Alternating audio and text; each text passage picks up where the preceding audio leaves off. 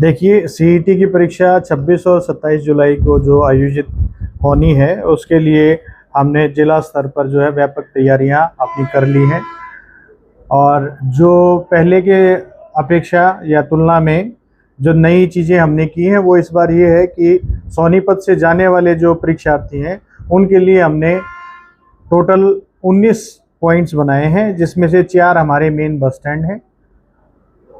सोनीपत, गोहाना, गन्नौर व खरखोदा, ये हमारे बस स्टैंड प्रेमिसेस हैं, जहां से गुरुग्राम और कुरुक्षेत्र के लिए बसें चलेंगी।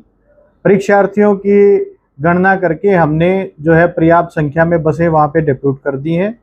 और आपके माध्यम से मैं अनुरोध करना चाहूँगा कि जो परीक्षार्थी गन्नौर से या खरखोदा से जो जाना चाहते हैं, उनको अब सोनीपत आने की आवश्यकता नहीं है। उनको Gannaur bus stand, Kharkhoda bus stand, वहाँ से ही बसें मिलेंगी, गुरुग्राम जाने के लिए भी और कुरुक्षेत्र जाने के लिए भी।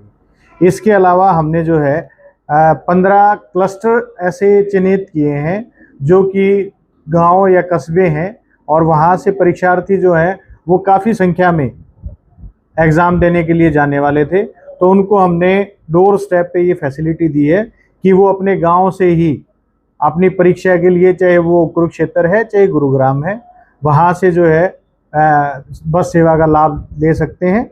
इसके लिए हमने अपने स्तर पे जो गांव के सरपंच हैं उनको हमने जो है कांटेक्ट किया है, और आज शाम से जो है गांव में मुनादी की करवा दी जाएगी, ताकि सभी परीक्षार्थियों को पता चल जाए कि उनके गांव से जो है बस जाएगी।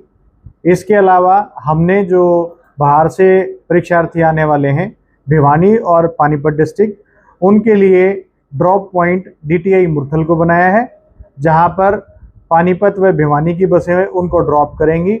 वहां से हमने शटल सर्विस ऑपरेट करने के लिए अपनी व्यवस्था की है, जिसमें जो टोटल 58 सेंटर्स हैं, 37 ड्रॉप पॉइंट्स हैं, वहाँ पे रेगुलर बसें चलती रहेंगी और किसी प्रकार की कोई असुविधा नहीं होगी। हर एक परीक्षार्थी को उसके परीक्षा केंद्र के सामने उतार दिया जाएगा। सर, बात कर रहे हैं तो आमतौर पर जिस प्रकार से अलग व्यवस्थाओं को लेकर प्रयास किए जा रहे हैं जी, लेकिन जो यात्री हैं, जो लोकल रूट हैं या फिर लॉन्ग रूट हैं, उनके लिए अलग से कोई व्यवस्था भी रहने देखिए, हमने तीज उत्सव को देखते हुए ना रिजर्व में 45 बसेस को रिजर्व रखा है। जो 30 बसें हमारी सोनीपत में रहेंगी और 15 बसें गोहाना में रहेंगी। और मेरा प्रयास है कि तीज के लिए जो भी यात्री निकलेंगे उनको भी हम पर्याप्त बस सुविधा दे पाएंगे। सर, लॉन्ग रूट की बसें जो जाती थी वो कितनी नहीं देखिए, लॉन्ग रूट्स की बसें डिस्टर्ब रहेंगी, लेकिन वो डिपेंड करता है कि हमारा आउटफ्लो क्या रहता है, कि हमारे पास परीक्षार्थी कितने आते हैं। यदि संभव हुआ परीक्षार्थियों को पर्याप्त बस देने के बाद हमारे पास बसें रहती हैं, तो लॉन्ग रूट्स को भी चला दिया जाएगा। कितने पंजीकरण हुए हैं? देखिए, ये जो पंजीकरण है वो सेंट्रली हमारा एक ऐप बना हुआ है पूरे हरियाणा का, उसमें 5 लाख से ऊपर पंजीकरण हो चुके हैं। सोनीपत से जो जाने हैं और सोनीपत में जो आने हैं, वो जो डाटा है डेट वाइज आपको बताऊं या टोटल? आज तक कितने हो गए?